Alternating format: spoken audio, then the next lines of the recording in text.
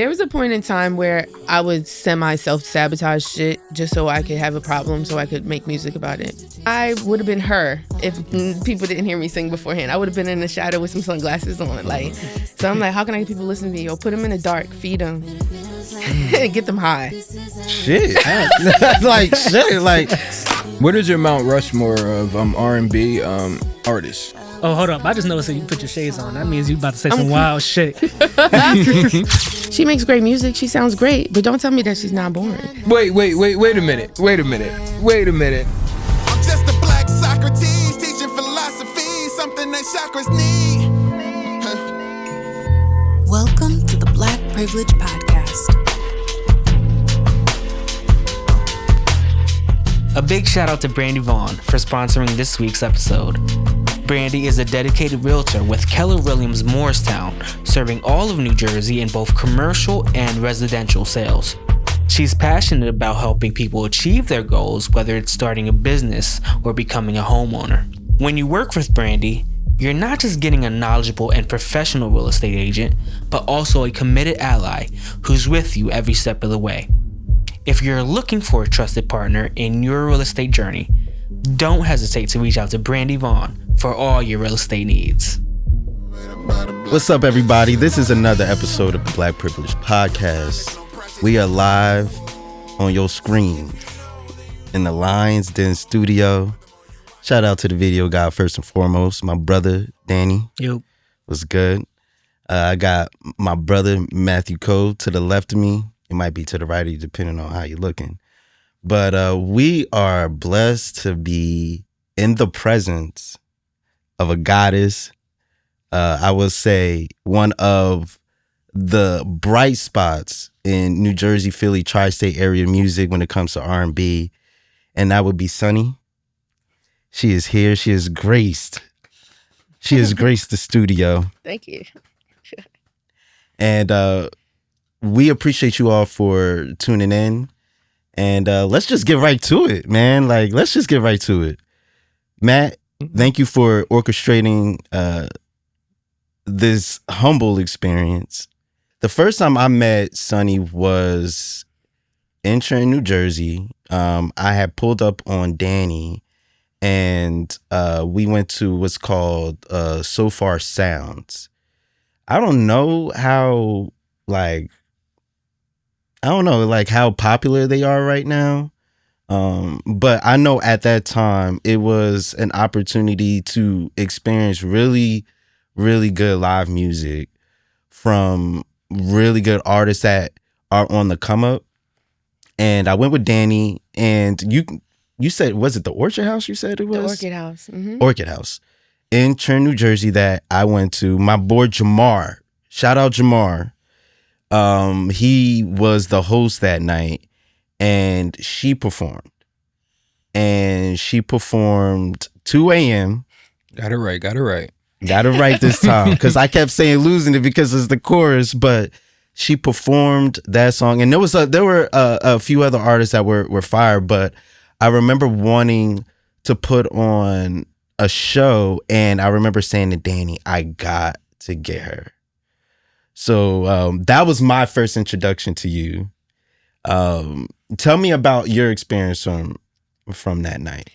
So, all right. First of all, The Orchid House is, I would say, top 3 memories of my life. Really? Like, because of the time span, the time frame that it was happening, like, everybody was meeting each other that are like working now or have worked since then, and made bigger things than since then. And everything was coming from like the same place that our creativity was coming from when we were kids, but like we were meeting the other people, you know what I mean? So that alone was like magic, for real, crazy. To this day, I've never experienced that again, maybe a glimpse of it here and there. But in that sense, I was asked to perform at So Far, and I believe I did 2 a.m. with Corey Halfblack playing the guitar. And I think I have a fond, like, random memory of, like, who was there, but it definitely was, like, probably, like, 12 people, but it felt really, really good in there. And everybody's music was super dope. And, yeah. But the Orchid House was like a house that was like kind of like warehouse vibes, Yeah. kind of like, but then they had this big homemade, handmade stage area in the back with this tree house.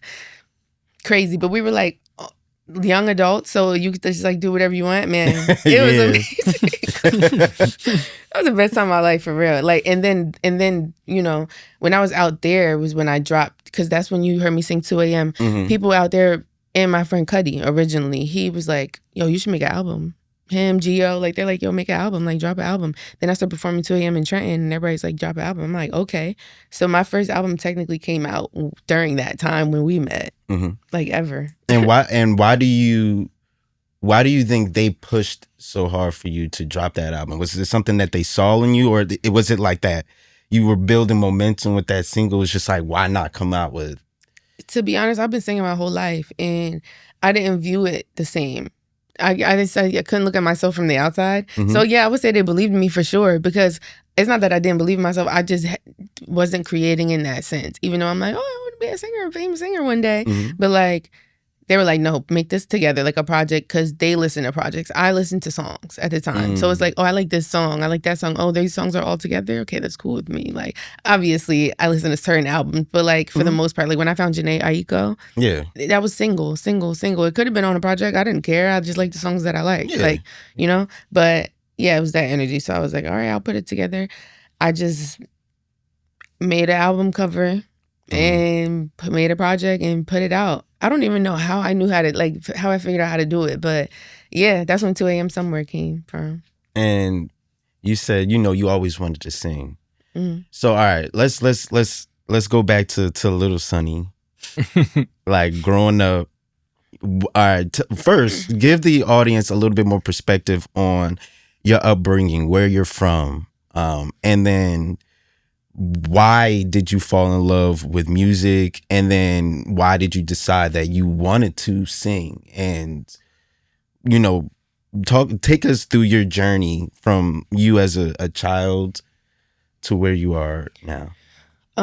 Okay, so I'm from Willingboro, New Jersey, and I started, so when I was little, my parents, I have an older brother as well. He's also an artist, but he's an artist in the whole sense. Like, he's a producer, he do everything. My parents played two different kinds of music.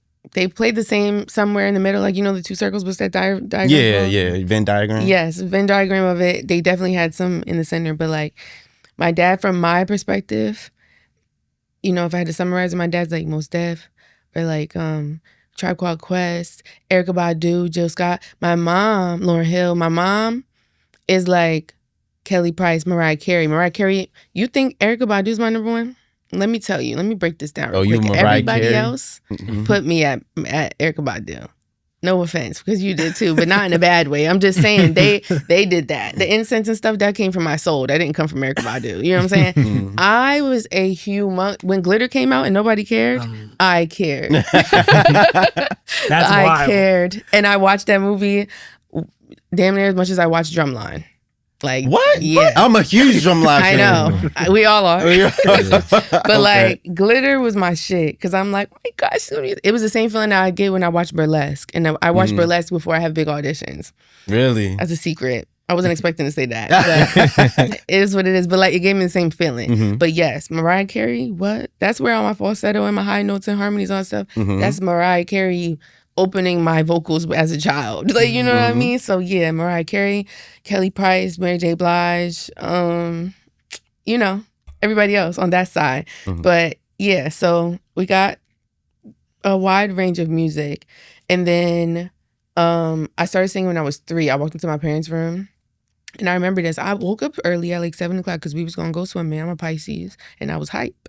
And I was like, I got my bathing suit on already. They're like, we're going in 4 hours. Like, go sit down. Like, you know what I mean? So I started singing New York, New York by Frank Sinatra. Mind you, we're a black family. So they like... But that's a classic. I mean, they know. But my mom's like, where'd you learn the words to that song? They just looking at me like, I just busted in there and singing it, all belting it out. And they're like, my mom's like, where'd you learn that? And I'm like, I don't know, probably a movie or something. But like, I said it like a 3-year-old. Like, I don't remember. But I do remember this moment. Like, I remember it like that's one of the very rare childhood memories that I have that's very, you know what I'm saying? I could watch it on the screen. And I told her, I was joking. I remember the thought coming to my brain as a kid and like the feeling. And I was joking. And I was like, oh, I got the music in me. And then my mom laughed and then I ran out the room. But that phrase stuck with me because I was like, damn, I do have the music in me. And then my dad came to me one day and he was like, oh, you really want to sing? He was like, okay. So then like my parents split or whatever. And in my dad's house, I had a keyboard in my room. Okay. So every night before bed, even whether I was tired, gotta do your chores and all this, blah, blah, blah, he would do the scales with me or like vocal exercise and stuff. He not no vocal teacher, like, you know what I mean? But he was like, oh, you want to sing? And then he brought me and my brother, well, my stepmom technically at the time, but my dad gave it to us. But they got us a Mac Mini, garage band, blah, blah, blah. That's when I was 6, 7 years old. Oh, so that's why it started. So that's like, you know what I mean? But really Steve was using it first. Like my brother was using it first. And then I walked in there and I was like, what are you doing? And he's like, press this, press that, but you got to teach yourself. So I'm going to teach you the basics and then I'm going to walk out. I'll come back in 2 hours. That's what happened. He came back. I had 3 songs done. Damn. Yeah. And I was making beats and everything, but I was using like the garage. I was a kid. Like, you know what I mean? It's like game to me. So I was like using the garage band, the stock beat stuff. But I had 3 songs done full, 3 hooks, 2 verses and bridge. Because this is back when I was young, before the music got messed up. Like, you know what I mean? And Bridget, it's breakdowns and all, you know? But then it's actually on my YouTube. I won a contest called Willingboro Idol when I was 12. But the year before, I didn't win, but I came second place. I was 11, and I did one of the songs that I recorded around that time that, you know, I was making when I was growing up. And in the second year, 2012, I'm in a whole nother, what year was this? How old was I? No, you good. I was 12. It wasn't 2012. I was 12. There we go. I'm like, I was 12 then. But yeah, I was 12 and I sang Listen. And that's the video that's on my YouTube channel. And that was when I won. And yo, you know what's funny? Because I didn't think I was going to talk about this today. But I thought about this when I was getting dressed this morning. Oh. And I was like, I think I was watching a video or something. And somebody was like, oh, when's the first time somebody was like told you that you were a fan or something like that? And I was like, I remember being at Willingboro Idol in that pink dress and them white shoes. You see the video, if you watch the video, you know what I'm talking about. But this girl ran up to me with a receipt paper and she was crying with her mom or her aunt or something. My mom is with me with the trophy. Like, we just came out from backstage. Mind you, before I went up there, my body was burning when the curtains was opening because I was so scared, but you could not see it on my face. But like my mom just like, they already called your name, curtains open, like you can't run back over here, like, you know? So that's just how the performance went. In my head, I was sweating. Like the end, this girl come over, she's like, can you sign this? And my mom's looking at, everybody's just looking at me and I'm looking at I'm a little kid, so I'm just looking at them like, what are y'all looking at? She's like, sign it. I'm like, for real? She like, she's being dead serious, like sign it. So I signed whatever I could make up my name, which wasn't even my name now. Like it was my real name. But like I signed it and I was like, that was the first taste of that I got where I was like, yo, and it had nothing to do with like ego in it. But I'm like, yo, she really liked how I sound. I was about to die. She was about to watch a whole nother show up there. Like, you know what I mean? I'm like, she really liked that. Like people like me, like how I sound when I sing. Like, that was like validation. Yeah, thank you. Yeah. I was like, oh. And then after that, I started, you know, getting into it more like, because once you're that scared and you do it, you can't really be that scared anymore. Like, you did it already. It's like jumping out of a plane, which I haven't done. But if I did it once, I probably wouldn't be scared to do it again. But yeah. And then after I graduated, when I was going through school and everything, I didn't have a stage name. It was my regular name because everybody knew me from being a kid around that area. Did you do performing arts at Willingboro High? I didn't go to Willingboro High. I went to ECIT. Actually. Oh, okay. Yeah, I went to tech. I went to school for fashion design, merchandising. Oh, okay. Yeah, then I went to college for it. And then I had side quest classes of audio engineering and stuff because I already knew, but I wanted to be like taught. That makes sense. Okay. And then I dropped out. Because I was like, well, I don't want to do that. I don't want to do no fashion shows. I said, I already got the knowledge for that. I want to record. And that guy just taught me how to do it. So I'm out here. Literally, like, you know what I mean? That's literally what happened. I never told nobody that on the show before, but yeah, I dropped out of college because I didn't have to be there.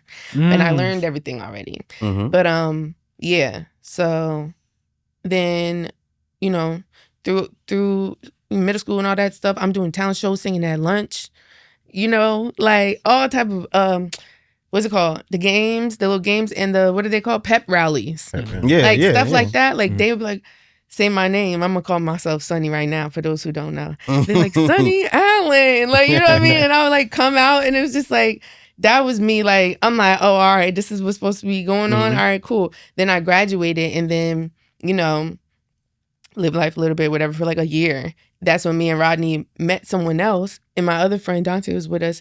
They're like, come with me to Trenton. And we like, okay. We went to Trenton, we went to Mill Hill Basement. That's where we met Levi, Valana. I know about everybody. Corey Haffleck, bang, bang, bang. I have voice memos of the 23 people that were outside who were standing in a huge circle in the middle of the street at 2 a.m. on the corner of Market and Broad. Why do I know that? Because we did a loud ass hand, feet, percussion, freestyle. Everybody take turns. And it's like a 30-minute. I have the voice memo still to this day. Wow. Really? It was amazing. On the corner of Market and Broad. And we just in the back clapping. And you know what I'm saying? What? That shit was amazing. So that was when we started performing in Trenton. And that's when we started meeting people. And they're like, oh, I'm in Philly. Oh, y'all should come to my Philly show. Blah, blah, blah. And then we go to Philly. And I'm like, oh, and now everybody thinks I'm from Philly. I'm like, little do you know. Little do you know, man.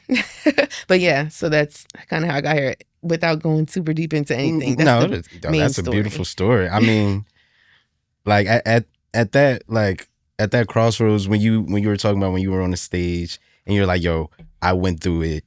It's over. I'm done. If I can do this, I can do anything. How does that now impact the way you go about your performances?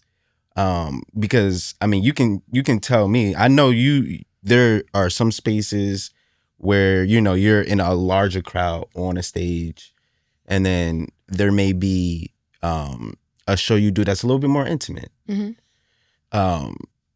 But I know that, you know, the crowd noise, the nervousness, all that stuff is dissipated long ago, and you just have this confidence about you.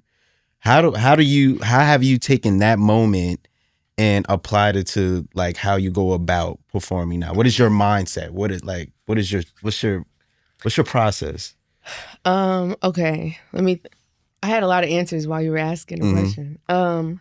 So I guess you could put me in the perfectionist category, although I'm very big on keeping the art of things. Like my locks, for example. I started these when I was 14.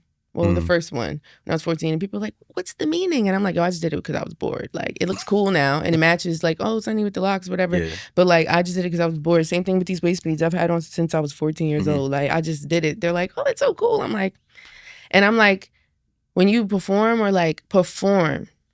when I say that, I had to train my brain to not automatically think of me singing on a stage. When you perform and do anything, if you're going to go up there and do a backflip at a middle school talent show, like, you're saying, look what I can do.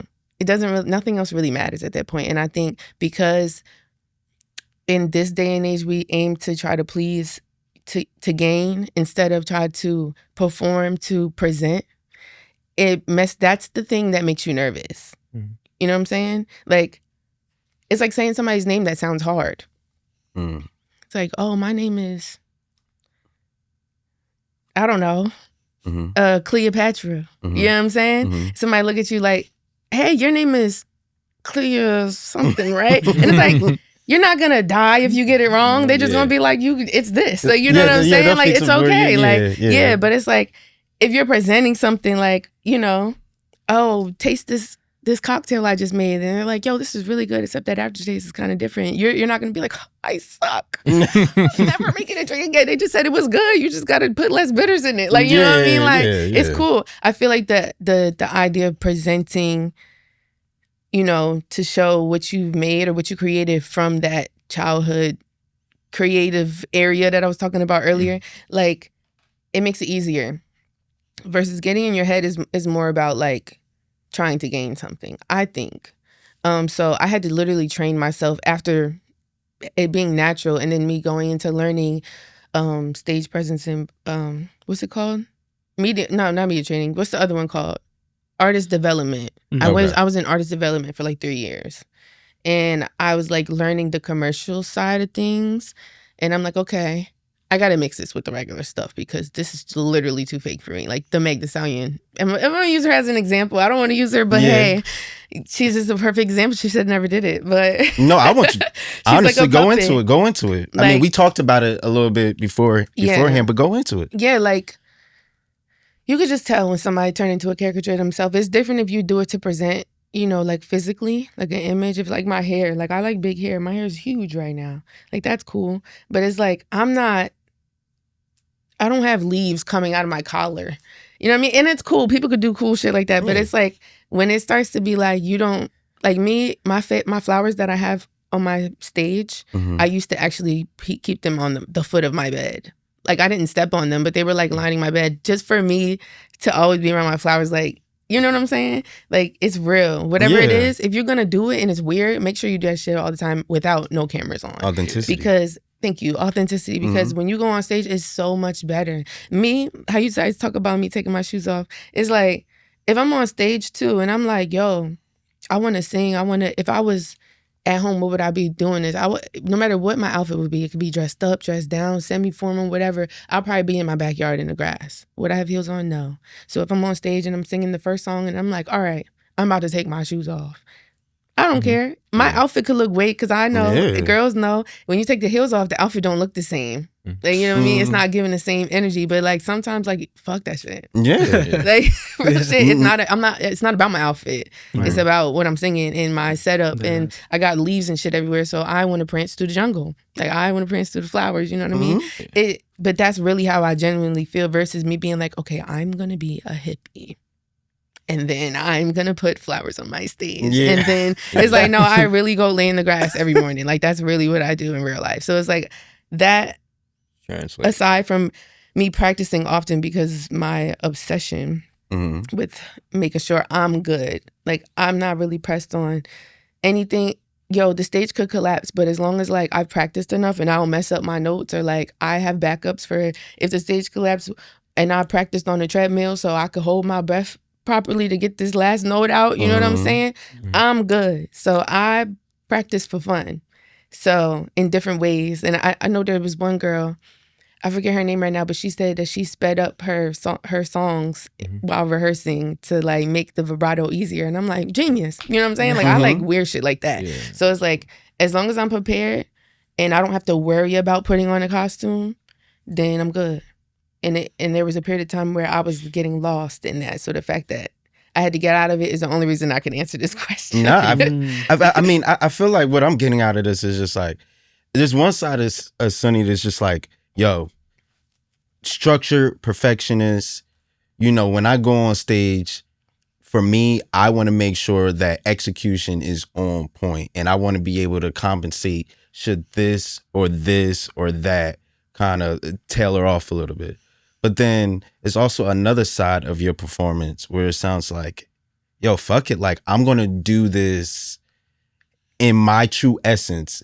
And should my essence flow in a way that, like, you may not expect it as the audience, at least you can't accuse me of not being myself. Come on. So that's what I'm taking from it. Yeah. Spot on. And when you are performing, and when you're making music, when you're in the studio, when you have your team around you, as an artist, I'll use myself as an example, quickly. Like I played the drums for God knows how long, but I played in the church. For me though, I got gratification in terms of when I was playing that people loved how the music made them feel. And I was hoping that in some point, like me playing would like maybe heal somebody or create some sort of freedom. That's so nice. What is your inspiration? Like, what do you want people to take away from the music that you because you spend a lot of time and you spend a lot of years doing it. You know, what is it that you want people to take from it? So audibly versus physically, I would say. Like when I record, and it's just, you know, I've learned to record with other people, that's nice and all, but like when I record the stuff that come from my heart, like when I record myself and I put all the details into my harmonies and stuff like that, like what I'm saying, usually, obviously, everything blends together and meshes together. It's like painting a picture. Like, it all matches, but, like, there's different textures and stuff like that. Mm-hmm. And I feel like I want to use somebody else as an example, but I think my stuff is pretty original when it comes to that. It's like I want them to feel... You know how people listen to frequencies? Mm-hmm. Like, I had to learn about that. I was making my harmonies do that since I was little. Does that make sense? I didn't know that I was doing something like that. Like when Janae Aiko come out with a yoga, what is that, meditation album or whatever she did, if she got the sound bowls and stuff, like I was doing that before I even knew what that was. So I guess that's the feeling, if I had to, like a peaceful feeling. But it's like, depending on what I'm talking about in my songs, because not all my songs is peaceful. Most of the time my songs is crazy, but they sound peaceful, which is the point. Like, I like talking about crazy stuff or, like, saying a crazy line or, like, putting crazy bars in there. But I'm like, there's so many harmonies going on. You're like, yo, what she just said? You know what I mean? Like, I love that. That's so fun to me because that's what it feels like to me in real life. I guess you could say that's like a audible way of looking on the bright side. It's just like there's always a little bit of peace and everything. So I feel like that's what I want people to get from my music. Yeah. And would you say your music is it just everything, like happiness, peace? Like, have you, I guess what I'm saying is like your experiences, I'm obviously influence what you create. Do you think that you're in a mode to create more when you're going through something, or is it doesn't matter? Like you can... Yes and no. Okay. Mostly yes, because it's easier to talk about stuff you're thinking about. If you're at peace and you just living in the moment, which we should be doing. But if you're in the present, you're not thinking about nothing. You're basically in meditation mode all the time, which is cool. But like, there's stuff to do. You know what I mean? Like, there's stuff going on. There's stuff happening. So it's like, there was a point in time where I would self-sabotage shit just so I could have a problem, so I could make music about it. And I know a lot of people, probably my brother did, so I don't put him on the spot. But I know a lot of other people that do the same thing or have done the same thing. Some people make it a habit, which is bad. But it's when you're a certain age, because mind you, it's like it depends on when you're making music. Like, but when we're all like 20, 21, 19, you know what I'm saying? And we're like, let's fuck some shit up. Yeah, you need some. And then we about to go be mad as fuck about it in the studio, and we gonna make some cool shit, do some harmonies. We need the girls over here, the guys over here, like, you know what I'm saying? Like that. Like, yes, sometimes. But like, and even now, like, a lot of times, recently, because I had writer's block for a long, long, long time that nobody knew about because I could still write, but it didn't feel the same to me. It felt dry. But other people was like, that sounds great. I'm like, yeah, for the radio. I don't really care to put it on the radio. I want something I can feel, you know what I'm saying? But a lot of times I find myself writing the best songs now when I'm thinking back on things I never gave the time to. Go deeper. I have a song on my project, the project that I'm working on now, and it's called Cut Ties. And the song is basically about, how's the hook go? Sometimes when the days, basically, people, so you could be in a relationship with somebody, a friendship with somebody or something like that, and y'all have a falling out. You're either going to be like, man, I remember that time. I call people my old best friend when I'm telling stories that's funny and stuff, but they like, oh, where are they? Like, I don't talk to her no more. Like, you know what I mean? But it's like, oh, my old best friend. Like, I was there. Like, I remember. Then you got the people who act like you never existed. You know what I'm saying? And now when I wrote the song, it wasn't happening to me in that moment or nothing like that. But like, I've been on both sides of it. So I'm like, it's called Cut Ties. Sometimes when the days come, that you cut ties and you pretend like it all just didn't happen. Damn it, I was so happy. I can't believe you would go on without me. That's what that song is. But it's like, when I was making that, I was high so. It was like 2 a.m. I was sitting in my driveway, chilling. Perfectly fine. I just couldn't sleep. But I was just thinking about it. And I was like, okay, I could write a song like that. But in the moment, I would love if I could write a song like that while it's happening. But I think I have to like, when you're in the moment, and this for all artists, like when you're in the moment, like you're like putting out energy, I should say. You're expelling because like it's reacting to whatever's going on around you in your situation. So it's like, you ever have somebody try to give you advice and you weren't ready to receive it? Yeah. It's like you're not even ready to receive the art version of what you're going through because you're going through it. Yeah. And it's real like time. sometimes there might be holes where you're like, oh, this pissed me off. I got an idea, or that was crazy. I got an idea. But then you might not be able to complete it till like 2 weeks later or something like that. It's like, that's a major thing too. Like I like to, I'm meditating and stuff. I try to be in the moment as much as I can, but in crazy situations, I probably will write about it later when I have time to think about all perspectives of it.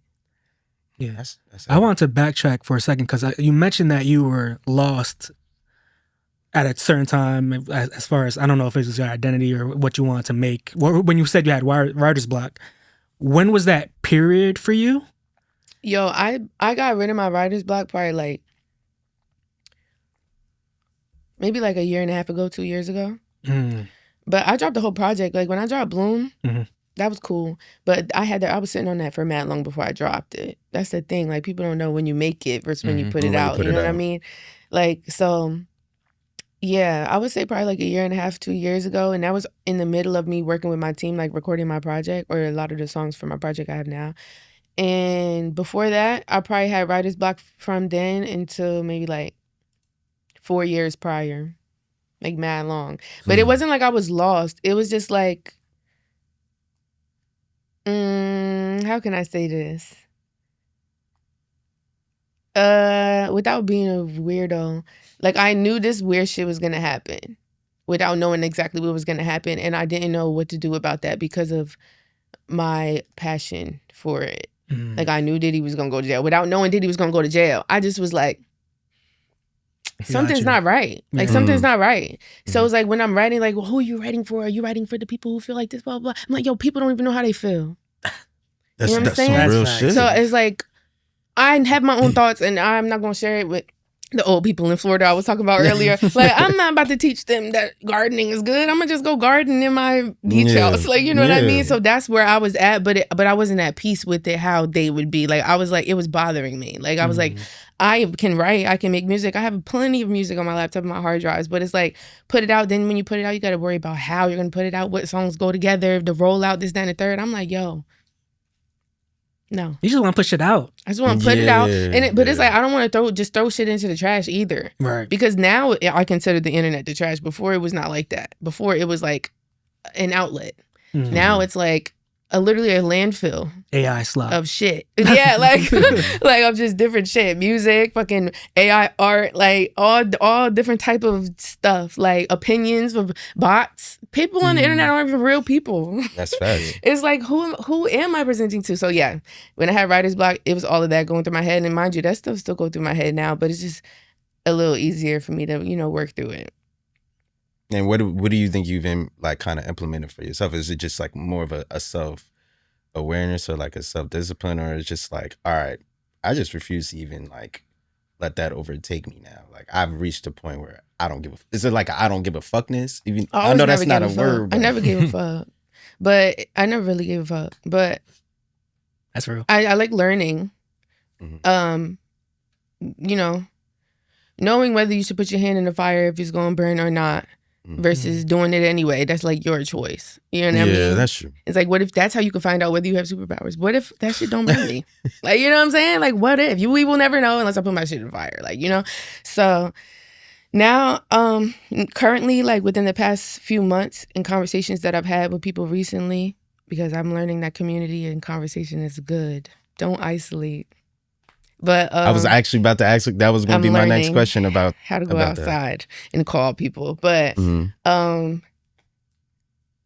I've come to the conclusion that, like how we were talking about in Trenton, or how I compare our artistry and our times back then to when we were children and everybody just making sandcastles and shit. Not like, oh, my sandcastle is better than theirs. You just found a fucking bucket and you flipped it upside down. And then you started poking holes and putting sticks and stuff. And like, yours looks like that and theirs looks like that. But it's like, yo, y'all could be neighbors.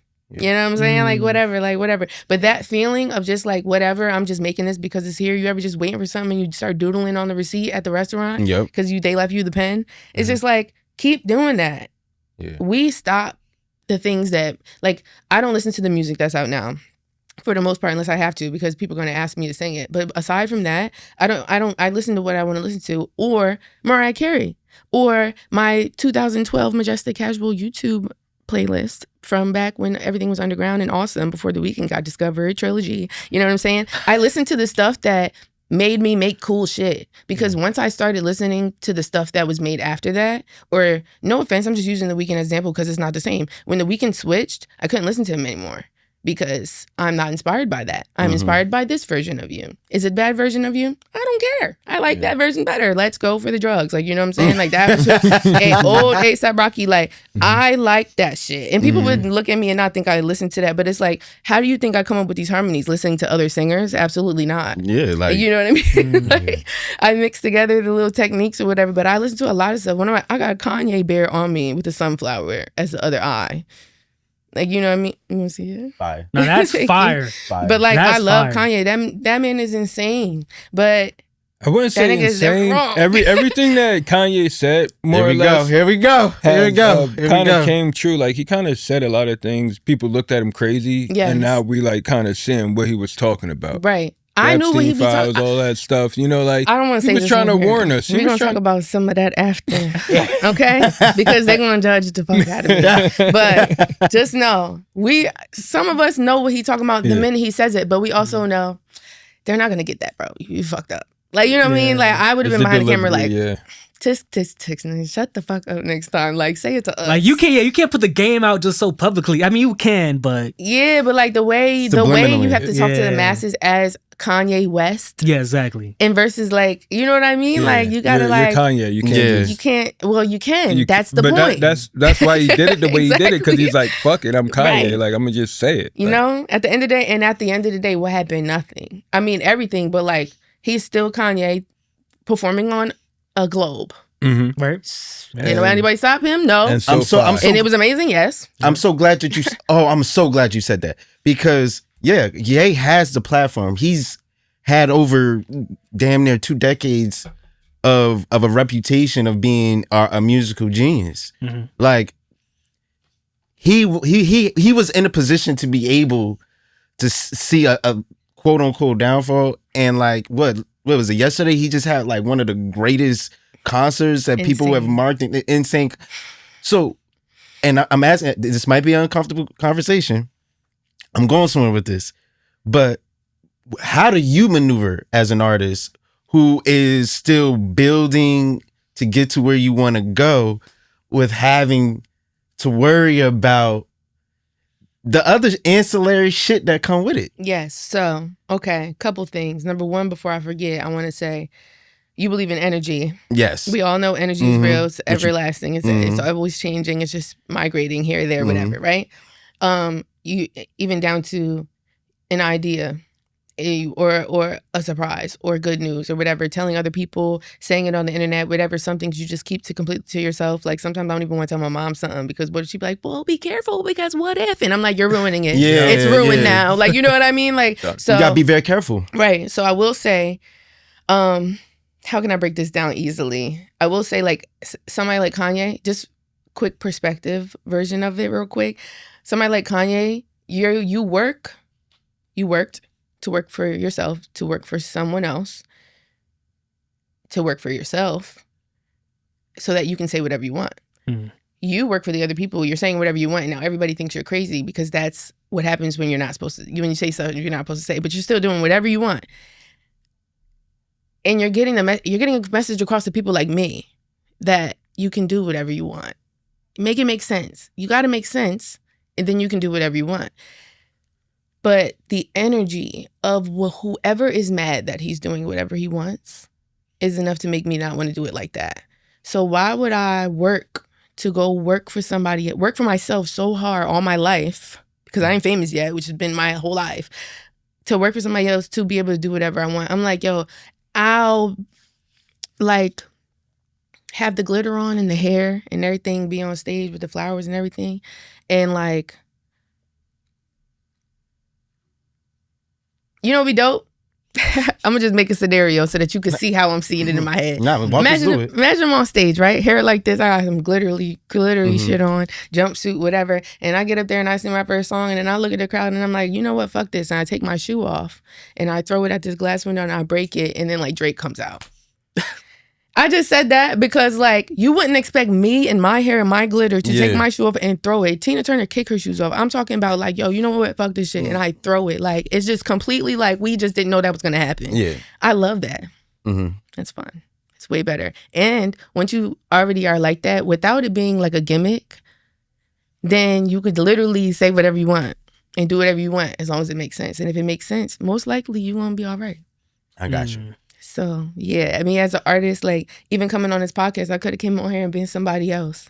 And y'all would have never known. But that's too much work. Literally, like, I thoroughly enjoy just being regular. It's also kind of entertaining to hear what people think of me after they meet me. They're like, I thought you were going to be like this. I thought you were going to be like that. I'm like, damn, you really thought something. I looked at you and I was like, I wonder who they are. I didn't have any presumptions of people. So, but I don't judge them for it. People also think comparison is flattering. That's not flattering. But, you know, people are going to do what you do. But, yeah, I just think, you know, being 100% you know, in different categories of yourself, because, you know, you can't be everything all the time. But, yeah, I think that's just the easiest route, especially from that perspective of being signed to people or big companies, like industry shit. Like, they got rules, you know what I'm saying? And it's like, I could be in a poetry club right now, and if they say, all right, everybody get on your feet, I'm not standing up. And I might be loving it. And I'm not saying that why, because I don't want to listen to you. I might stand up in 2 minutes when you do the second half of your jaunt. And that's just me being me. I'm still here. I still articulate. I'm not saying my friend, we're not going to stand up. Like, you know what I mean? It's not like that. It's just, I just like being bad. Like, you know what I'm saying? She's a rebel. Like, I can't She's a rebel. Like, that's basically what she's saying. I'm a rebel. Yeah, but within reason. I'm a rebel within reason. Yeah, of course. Everything within reason. Everything within reason. Man, I know you wanted to get into some music topics when it comes to Sunnie, so you want to pull them up? Hey, like it was going a different direction. I didn't want to like to. No, we gonna bring it. There's some other things. All right, so I mean, since I wasn't gonna ask this, right? But I was like, why not? All right, so if you just rolled up one, right, and you go into your smokers playlist, right? And you push play, what are we gonna hear?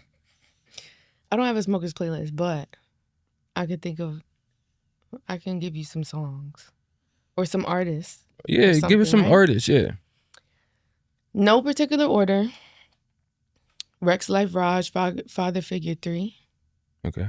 I really enjoy that entire album. Like, I will listen to it straight through. I don't know when that came out.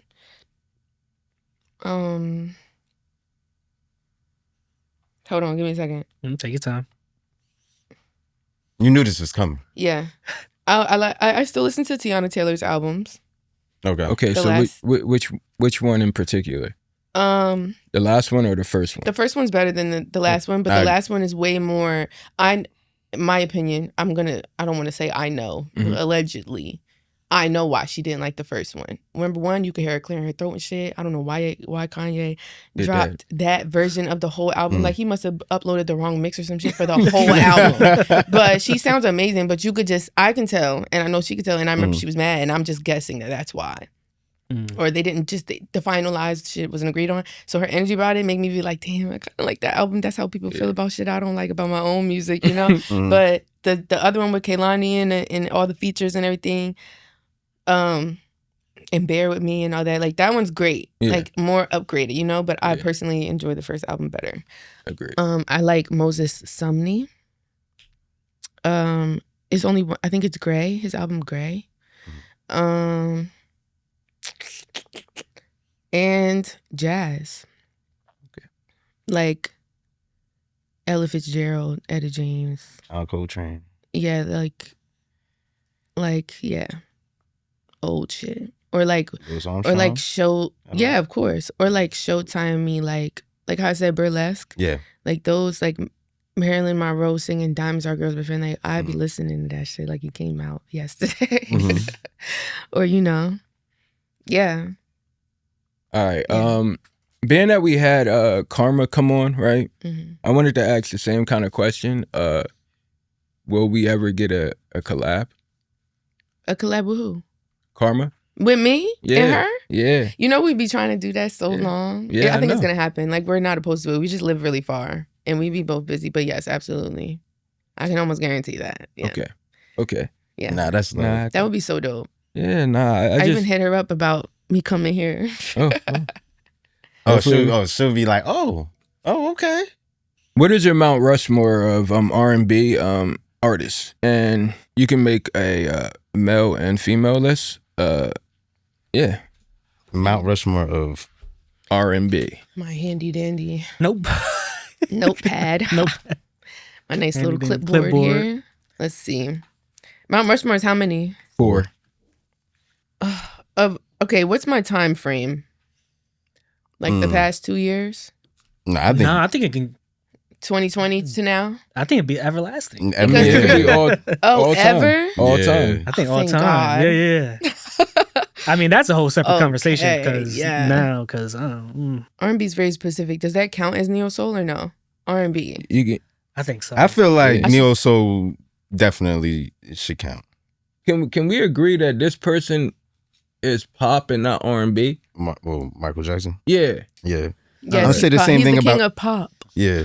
I'll say the same thing about Chris Brown. Wait a minute. Chris Brown? Yeah. You think Chris Brown is pop? No. You think he's R&B? He's both. He's both. He could turn on both because when he came out, he was R&B. Yeah, that's true. And then he turned pop because they knew he could sell. But he can dance both. He can sing both. Well, I would say it's the same thing for Beyonce then. No, I wouldn't. That was just doing country. She just doesn't count. All right, well. But that first album is definitely She's not R&B. going on my list. Oh, she's not going on my list. Wow. Damn. All right, we ready? Yeah. You got your list and you sticking to it? Yeah, but I didn't split it up. Girl, guy, girl. I just wrote people that I could think of. I'm going to give you my 4 girls first. All right. All right? This might be it today, but not next week. But hopefully most of this is the same. All right. And I got to tell you why, right?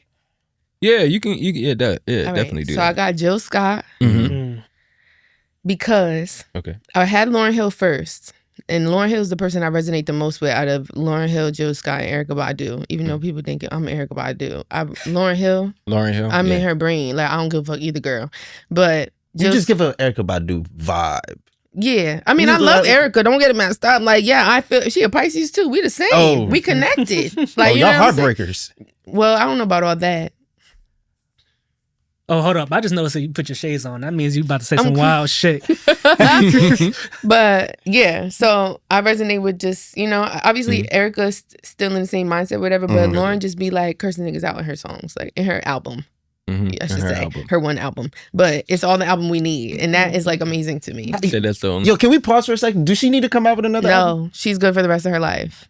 So Rihanna's good with you. She don't need to come out with nothing. Rihanna? Else. Yeah, you know how when Rihanna comes out with can't even sing. Thank you. Thank you. I don't care what she does. You. And every time I think of something, she sounds good in D minor. I used to do lingerie calendars, and now she got a whole lingerie line. No. Everything I do, she's still for me. She a Pisces too, but she could just completely stop so she can stop so I can have some damn spotlight. That's and people that's stop true. comparing me That's to her. true. That's how I feel about her. So especially not singing. And she like, I'm trying something new, man. I really hope it's children's shows. Yo, for real. Thank you for agreeing with me. Rihanna cannot sing. She can't, but she's a great star. She's a superstar. She could perform. She could sell shit. She's a mogul. She's everything. Love but it. Singing, at the purest form of it. lift me up. Bring me down. That's what. But you know what I'm saying? But yeah, no. But yeah, so Jill Scott is number 1. And the reason is, out of Lauryn Hill, Erykah Badu, I know we said that neo soul is R&B too, but this our R&B genre. Jill Scott, when I think of me as a kid in my lifetime, not like somebody I, found out about later, Jill Scott, like R&B, she's like the main person I would think of. Like, that had a bunch of songs that everybody in Living My Life like is golden. Like, that is just like, what's it? getting in the way, what I'm feeling when she was cursing out that girl. Like you would never see no R&B singer do it like that. Like, you know what I mean? Because I was gonna put Monica, but give me a break. So Jill Scott's first. Destiny's Child. Now I know I said I was gonna put Beyonce, but sometimes I listen to Destiny's Child throwback, and every single song, it hit. Wow, like what a great time to be alive. For real. Like before Beyonce was like just by herself, like them having Beyonce, who she is, that superstar. I mean, they superstars too, don't get me wrong, but like having Beyonce as your group leader or whatever, and y'all right next to her, and every song be perfect, and she meticulous, so all y'all dance moves was perfect, all y'all harmonies was perfect. Like that was so satisfying to listen to, like in a nostalgia mindset. So Destiny's Child ran shit. Aaliyah. I put Aaliyah. Ironically, he's wearing Aaliyah's shirt. I think Aaliyah's the best singer ever? No, not at all. Not compared to many other people I could have put on here. But Mount Rushmore means she made a big impact. She was very cool. And I mean, obviously she had good music, but like when it comes to like, she wasn't doing nothing crazy. You know what I'm saying? But her shit was cool, smooth. And I was gonna put Sade on here, but I think Sade is boring. And I always did. She is. She makes great music. She sounds great. But don't tell me that she's not boring. I had to learn her songs, and trying to learn the second verses of things, I was like, yo, I'm going to get some food. Like, I need it. When's the beat gonna drop? Yeah. But I don't care if it's, you know what I'm saying? I make smooth, chill shit, but my shit not boring. You know what I'm saying? After a certain extent, after a certain part. Yeah, I've always felt that way. And nothing. You see how I don't give a fuck? That's how you need to feel when you say somebody that's also on my list, okay? You better have that same heart, okay? But yeah, so I put Aaliyah because Aaliyah wasn't boring. Aaliyah's like the not boring Sade. Like, you know what I'm saying? Like her voice, nice and smooth, nice and chill. The music, nice and chill. But her shit had a little more bounce to it. She had backup dancers and shit. And she was just amazing. Like, she was mad nice, mad pretty. She had natural hair, everything cool. Like, everything, you know what I'm saying? She didn't even do too much. She wore baggy clothes, like, chilling. Aaliyah was Mount Rushmore. Yeah. And she would have took shit over if she was still here.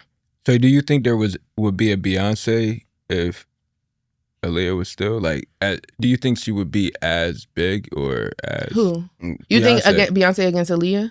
Yeah, if Aaliyah was no, I think Beyonce would still be Beyonce. Yeah, Beyonce is a superstar. Aaliyah's a superstar in a different way. Beyonce is a real performer. She put together productions like she got marching bands. I don't think Aaliyah would have ever went pop. Pop. That's probably what it is. It's not like pop make people bigger. Aaliyah's very R&B, which is why I'm like R&B Mount Rushmore, perfect for her, because that's exactly where she. You know what I'm saying? There's nothing bad about that. And then my last lady is Mariah Carey. It's Mariah Carey. And the next person we have is Ariana Grande. So when Mariah Carey wins, we don't have a bunch of Mariah Careys. It's just Mariah Carey singing R&B like that. It's levels. Yeah. I mean, we talking about in my lifetime for now. I could say many. You know what I'm saying? And I could, there's a lot of people doing that whistle thing, but for me, R&B, you know, Mariah Carey, I'll say. I mean, do you have any honorable mentions or anybody you was tossing and turning about or? No, everybody. Really? Everybody I used to listen to. My Pandora stations. Everybody in that long ass list I would put on here. But this is just, you know. Feel it. Yeah. Closest thing to it. I would like I said everybody was almost put like I almost put Sade instead of Aaliyah, but like when I thought of Sade, that's what you I thought of my Mount Rushmore instead of everybody else's Mount Rushmore. That they key. Would say R&B is. So I was like, she bores me. Everybody knows this. Like I like her singing her songs and stuff, but I only like singing it because other people hear me sing it. I'm super good. I could do without, to be honest. It's cool. It's other people that make cooler music that sounds like that.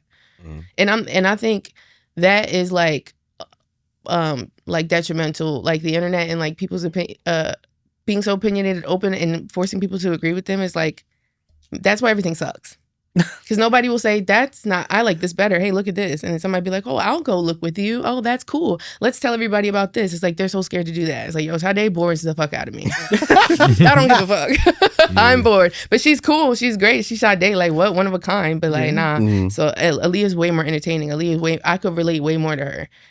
Like, even though people say, compare me to Sade, but people mention Sade to me all the time. It's very rare. Maybe when I was younger, I got Aaliyah energy. Mm-hmm. They're like, oh, you're cool like Aaliyah, whatever. And now they're like, oh, you're so sultry like Sade and everything. I'm like, watch it, motherfucker, before I start breakdancing. Like, you know what I'm saying? Like, what you trying to say? Okay, I ain't no Janae Aiko, okay? Give me somebody else. Stand on your list. I ain't mad at it. I ain't mad at it. But yeah, that's just for today. Like next week, I could have a whole different list with all different reasons. But how you feel about Sade, I feel about Janae Aiko. They're the same. Yeah. They're totally the same. Yeah. They're the same. same. Janae ain't touching Sade and her vocals. Janae No, not at all. I'm just talking about like vibe though. Like, yo, if she just learned how to put some bass in her voice, she could. She could. That's all she has to do. That's true. She not missing no riffs and runs. Janae ain't singing no Janae ain't singing no Jasmine Sullivan runs. Yeah. And neither is Sade. Damn, Jasmine. I ain't never heard Sade riff and run in my life. I'm bored. And she don't got no harmonies. What are you? Boring. Like, you know what I'm saying? Give me something. She out here spoiling my list, bro. I'm sorry, but go ahead. It's your turn. Yeah, it's your turn, bro. Sorry. It's all right, so I got Jill Scott as well. Mm-hmm. Yes. I have Erykah Badu.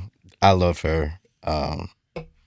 I've been fortunate to see both of them live. I seen Erykah live too. Yeah, she is. I saw her in Atlantic City Fire. Me too. When? Busta Rhymes opened up for her. I went for my birthday. I went for my birthday. Yeah, but mine is February. You say you're a Pisces. Mine March 1st. That's right. And it was years ago in Atlantic City. And she had people running down the aisles and shit in the beginning, but then she had like her little drum shit. We must have been at the same show. We might have been at the same. What? Okay. Ironic. Listen. Don't try to throw me off track because you said some shit. Hey, look. I have Sade on my list, and I know she's boring to some. Well, she's not boring to you. But listen. Y'all also got Soldier of Love, Nick. Yo, listen. I think the song ideas were cool. Somebody else could have sang it. Listen, I have reached my my lounge era of what I would say my circle of life. I ain't uppity. I don't be in a club. I don't be jumping for joy like that. I come home. I pour myself a glass of wine. I do what I do. Sometimes, life be hectic. I just need something a little mellow. That's what you got me for. Yeah. I should have been on that list. Like, what the fuck? Well, I got you on my playlist. I like that better, yeah. I got you on my playlist. And then I do have Lauryn Hill. Awesome. I love Lauryn Hill. Oh, shout out to my girls, man. I couldn't choose. Now, I will give my 2 honorable mentions. Jasmine Sullivan. Like, this is also partial. I had the hugest crush on Jasmine Sullivan. I don't even know why, but like the girl is talented. It's beyond the looks, but I love her. And you said you talked about her riffs and her runs, like, yeah, one of a kind for real. Yeah, and then I got Brandy and Janet. I was thinking about Brandy. I was thinking about Janet too, but that was like the Michael Jackson, the Jackson family in general. Like they just automatically everything. So I don't put them on the list. I got you. Yeah, I got you. And that's everything ever, like, but I was thinking about Brandy too. Mm-hmm. He said everybody that was like my honorable mentions. Mm. All right, so mine are Alicia Keys. I forgot about Alicia. Lauryn Hill, Erykah Badu, and Brandy. Okay. Wait. That's what? Not bad. Wait. What did you say? He said I forgot about Alicia Keys, and I said I didn't. Yeah. No. We got. But your list is good aside from her. I mean, damn. Not in a bad way. I'm just saying, like he got. You say your list again. You said Brandy, Alicia Keys. Yeah, Brandy, Alicia Keys, Lauryn Hill, and Erykah Badu. I like that. That's a nice strong. It's a solid list. Yeah. Yo, you funny.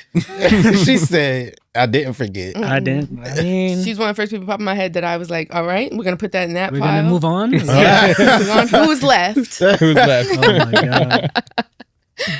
Damn. Yo, she had some good albums, yo. Yo, she's not Everything. Mount Rushmore for R&B artists? Or are we talking about per song? I'm just saying, like,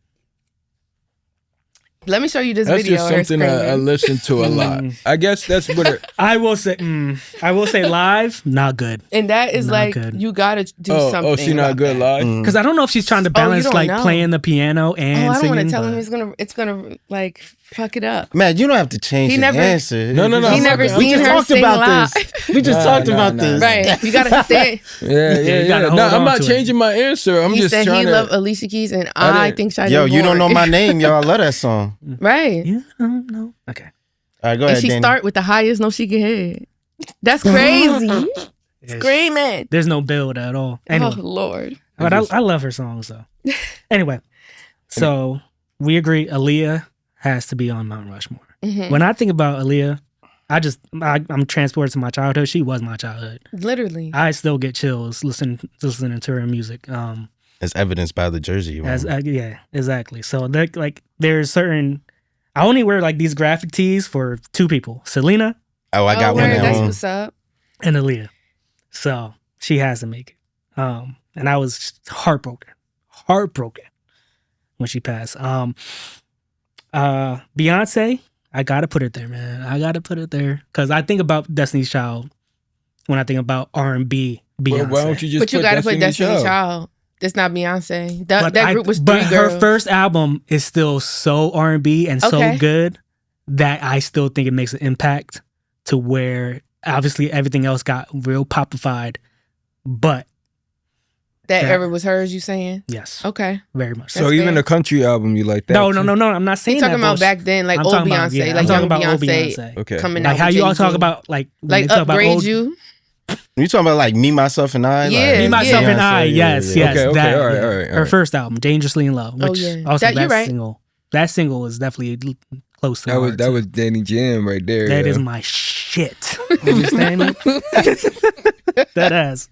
I have to put Whitney there. We all know why. Oh, Whitney. Oh. I was trying to figure out she's pop, ain't she? She's on the God status. So I put her with Michael Jackson. Like I thought about Whitney too, and I was like, I can't. I feel like she's more like transcendent. Danny, you're not getting out of it easy. But I feel like if you full album, like if you listen to her full albums, like it's more R&B than pop to me. No, I'm saying you need to give me another name because she's a god. So we're putting her in a different she's too good to be on the list. That's like putting Michael Jackson on the list with Chris Brown. It's like, that's cute, but I'm not prepared for that.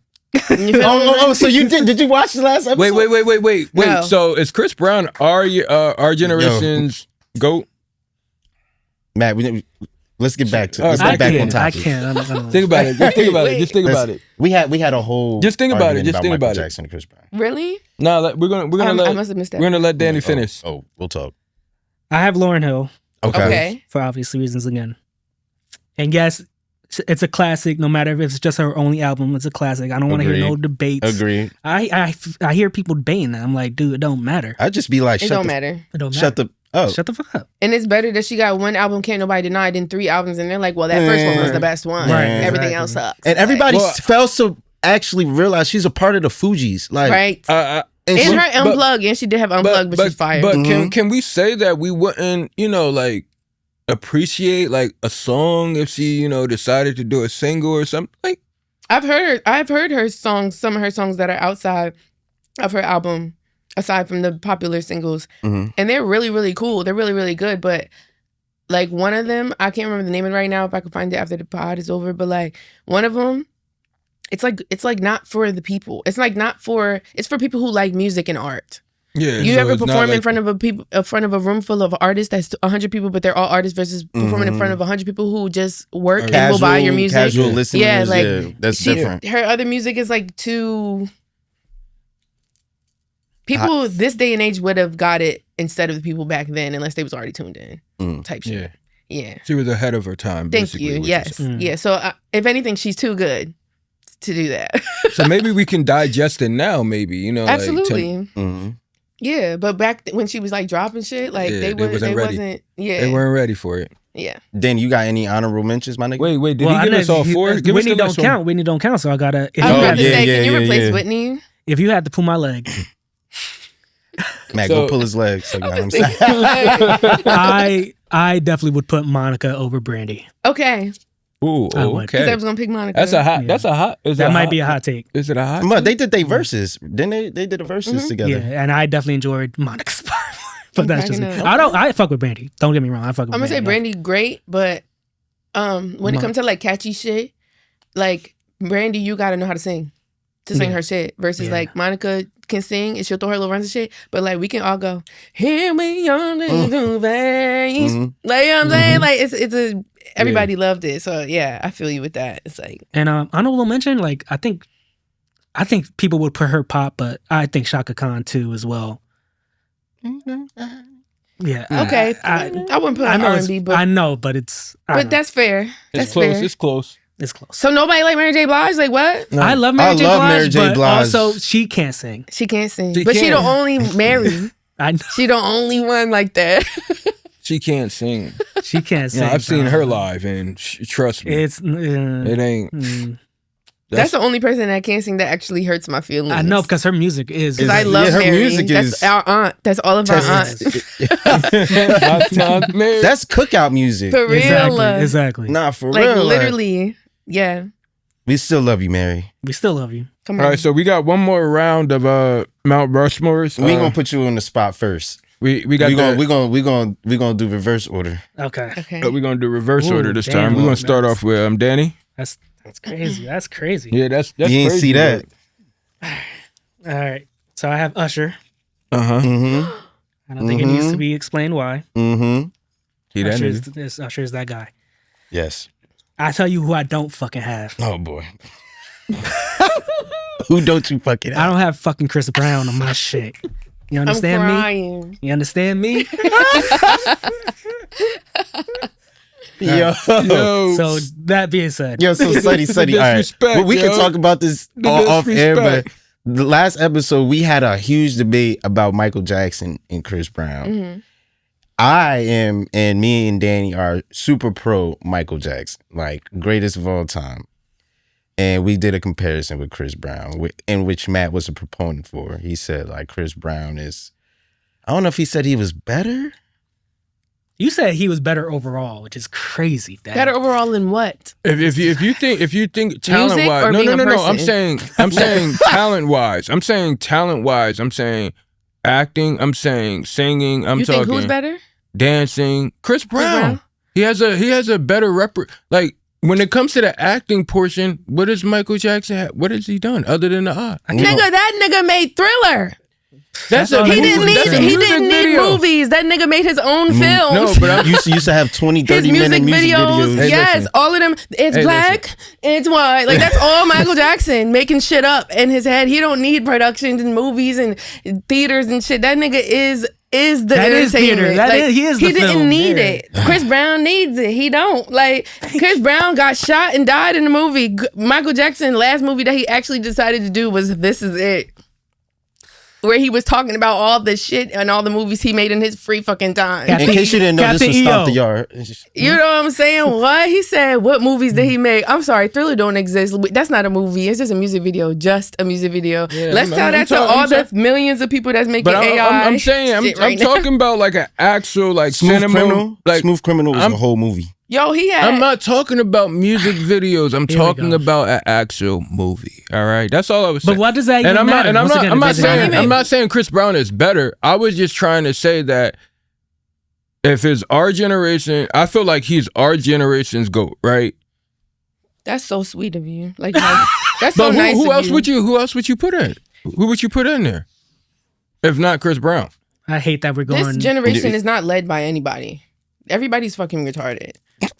So you don't think there's a? I don't think there's goats for different type of people. It depends on what type of person you are, what type of groups of people we're talking about. But everybody is not. There used to be a universal group. That's not like that anymore. It's just not like that anymore. We don't have a goat. At one point, it was Drake. Like, come on, where is that nigga? That nigga is from Canada. There we go. Wait. We got to get through Danny's list before we go. But before we get back to Danny's, let's just address what you just said. Drake was never my GOAT. Exactly my point. My point is proven. Anybody's GOAT on this podcast. My point is proven. All right. Hey, yeah. all right. Anyway. Just get through. We gotta get through it. That's my fault. Yeah. That's my fault. Yeah, that was your fault because I can't believe we did it for 4 weeks now already. Jeez. All right. So I said Usher. I say Casey and JoJo. Oh, Okay. That's a good one. Okay. Mm-hmm. They can't sing either though. I know, but we love it. Yeah. But we love the music. Yes. I do have John Legend. Saw John Legend live twice. Yeah. Voices like an angel. Like, you know, That's great. He seems better. I didn't know what live. you was about to say for some reason. I was looking at him mad hard, like, voice is what? Was he good or was he bad? Wait, I'm Right. sensing a hot take from you though. You said what? I'm sensing a hot take from you. Though. Yeah, I thought. feel Yeah, I like thought she was about to say like you John Legend disagree. couldn't sing or something. Yeah, that's what John I thought. Legend's I fine. thought. Okay, cool. John Legend could sing. He just funny. He just make me laugh. His antics. Him. Just the way he looked, the way he act, like everything is mad funny to me. Yo, Not in a he is bad way, funny- but he I just can't lie. Like I think I'm here. Yeah, I don't that- know how to describe That's how I feel It's about like John Legend it's too. ambiguous. It's like you don't really know. Yes. Or anything. Like anything. I understand what you're saying. Something And- about him, but it's funny. Like it's goofy on him though. Yeah. And But he cool. He can just, sing. yeah. Just to finish off this list, he is number 1 on this list. Wow. Is Prince. But would you Okay. put him with R&B? You said Or R&B. was he be more pop? He's R&B. I don't care what nobody says. He is and, R&B. and I man. feel like I'm he's sorry, in that man. God status too. Like, He definitely Oh is in the God my status. God. Well, I can't. Nah, man. It's already come. No, you gotta take Prince out. You gotta respect Yeah, him as much yeah. as you respect Michael Jackson. Do we need to pull your and leg? Whitney. Do we need to pull your leg? I don't have no more legs. Try. I don't even know who to go to. Prince don't count Prince Mhm. don't count. How does Prince not count? because Prince is different. Mm. He is from the stars. Don't make me say John B like Karma. John B is who I performed with, and I was gonna put him on my list. Oh So yeah, we can go with John B. You want to switch it to John B? no, I can't do that. Well, we're gonna shout out John B anyway. Shout out to you for having me a Because part of think about it your anyway. shows, I my go boy. when Karma said that, I did have to go through his catalog. I was like, damn, this nigga had hits. Yeah. bro. Yep. He had hits, bro. Even me singing with him, I'm like, damn, I remember this song. We in rehearsal, I'm like, damn, I remember this song. Damn, I remember that song. That was John. Yeah. All right, so if I can't put Prince, I'm gonna put Maxwell, Okay, that's fair. I'll take it. Okay. and that's That's your list. that's my list. That's my list. That's a solid list. I think so. That's nice. All right, Matty Ice. What's shaking over there? All right. My Mount Rushmore happens to be Usher, Mm-hmm. John Legend, Mm-hmm. Neo. Oh wow, Neo. Shout out to you for never forgetting Neo, man. and that nigga Chris Brown. Okay. Okay. You got any honorable mentions? We knew you wanted to my get that one honorable off. mention would be Music Soul Child. Okay. Okay. Oh man, Round of yeah, applause that's for good. your answers, That's good, man. bro. I think I got the list. I like your list. Yeah, that's good. I like that Actually, list, That's a man. great list. All right. All right, my Wait. He just put on the glasses. Yeah, I'm looking. All right. Give it to us. This Give it is to in no us. particular order, but my Mount Rushmore is going to be Usher. Mhm. So we are all aligned so far. Mm-hmm. I do have Maxwell, but I do have Kim. I think Kim is Okay. better than Maxwell. I have Stevie Wonder, Yes, sir. and I have my honorable mentions. I'll leave it at 2. Wait, who's your 4 again? I'm sorry. Usher, Uh Maxwell, huh. Kim, Stevie Wonder. Okay. But you just said that Kim was better than I said Kim was Maxwell. better than Maxwell. There's been like Oh, you just wanted to clarify. I just that. wanted to Yeah, clarify. But they're both on But your they're both list. they your both list. on my list. Okay. And I have 2 on my honorable mentions. If you like toxic music, Brent Faiyaz. I knew you were gonna say Brent. He's R&B. He's good. And I'm sorry, I don't want to be the guy to do this. But R. Kelly is in there. Okay. Oh, that's fine. Great. Good list. Oh, okay. All right, I'll take my glasses off. He sounds so sad, but R. Kelly is He's in there. It's just Like, tough are to. you It's okay? just tough to. I can't deny the music. You Okay. can't deny the music. Are you ready I for can't mine? We are. We are. Let's get it. Okay. So I'm going to say it first because everybody else said it first. Usher. Mm. So that means Usher is obviously the greatest of all time. Yeah, basically. Because we didn't talk about that. Yeah, so Usher is obviously on there. But the first person I wrote down was R. Kelly. I don't give a fuck. Nobody made Trapped in the Closet ever again in life. And y'all had all opportunity. Step in the Name of Love. That man is a genius musically. Yep. That man is an alien musically. Even artistically, visually putting his music into our freaking brain. Like, they gotta absorb it like this. I've never seen nobody do no shit like that. And that nigga got mad music that it's not like people got 1, 2, 3 songs people know. Like even John B. Some people be like, I only know 4 songs. No, you know at least 10 R. Kelly songs. If you just sit there and think about it, because we older now, that nigga disappeared. But if you sit there and think about it, refresh your mind, off the top, you could think of 10. Yeah, for sure. And that's just 10, let alone you actually looking through a damn list of his songs. People don't know how many songs he's written. Come on, he wrote everything.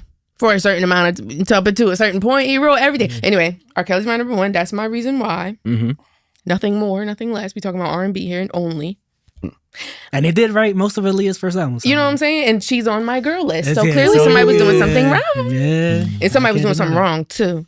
But but we won't talk about that. Yeah, we just So the number 3. Yeah, number 3.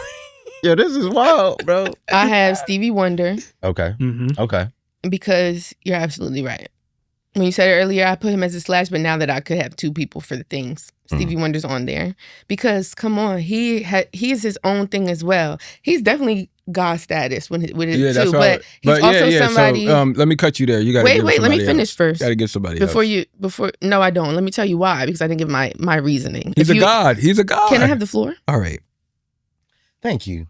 All right, so Stevie Wonder. I picked Stevie Wonder because there is no new Stevie Wonder. There probably won't ever be one. He's the only person, nobody even tried to mimic him.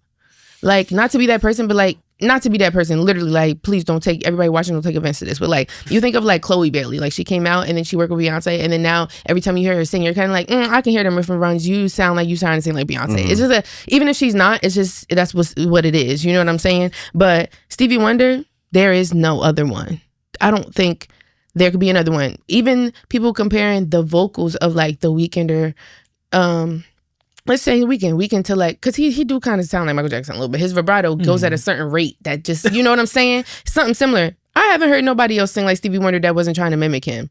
And I think that's such a thing. Like, you know what I'm saying? So I had to give it to him because he made something up or was born with something, I should say, that like how R. Kelly was when it came to his creative, you know what I'm saying? Nobody did those 2 things. So I put them on my list for that reason. Whitney, people can train to sing like her, even though she was born with it naturally, whatever. People could train to sing like her. But obviously, I'll be damned if somebody was born singing like that already. You know what I'm saying? I ain't gonna take nothing from her. But Stevie Wonder's one of a kind. Yeah. Even people could train to be like Michael Jackson too. But I haven't seen nobody like Stevie Wonder.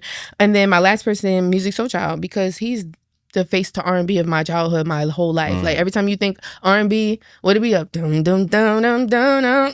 And everybody starts singing it. So it's like, just off the bat, even if you don't know the words, like you know who Musiq Soulchild is, or you heard his music before. But yeah, nah, those are solid lists. I think as a community of 4, we did well. Yeah. Honestly, though, I had to break it down for Stevie Wonder real quick. I'm like, I had to tell you why. Though. We understand. We understand. This nigga that don't get. I don't know. Well, how do you feel now that I explained? I'm saying he's a GOAT, so I wouldn't even put him in that category. He's up there with Michael Jackson. He belongs to be in the Whitney Houston. He's up there with Mike. In that cloud. But I would make the argument that his music is definitely more R&B than Prince. Yes. So I understand the reasoning for sure of keeping him on the list. Oh yeah, no, I'm not saying take him off the list. I was saying take him off, like you got to put him up high. Like I feel you. Like Michael Jackson. We don't put Biggie and Tupac. You know, like when we say the best. So, but I get why. Like if there was somebody presently who was doing, but nobody's ever gonna do like what Stevie Wonder exactly has done. Being that we asked everyone who comes on the podcast, this question I wanted to ask you: do you believe that Black privilege exists? Yes or no? And if not, what can we do to create Black privilege? Do I believe it exists? Yes. Okay. What if I'm sorry. What does it mean to you if you think it exists, right? And if you don't, what can we do to better it? I think Black privilege exists. But I think it's like inside of us. I think the only reason, how can I say this? Because privilege sounds like it's for people who don't deserve it.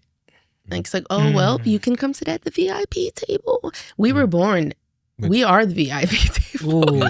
You know what I'm saying? Like not even to sound like that, but like the only reason it sounds like it would be a privilege is because somebody took it away from us and then tried to sell it back to us. Yeah. Like, or give it back, or you know what I mean? Mm-hmm. Like putting a star in a box and then being like, you're not that bright.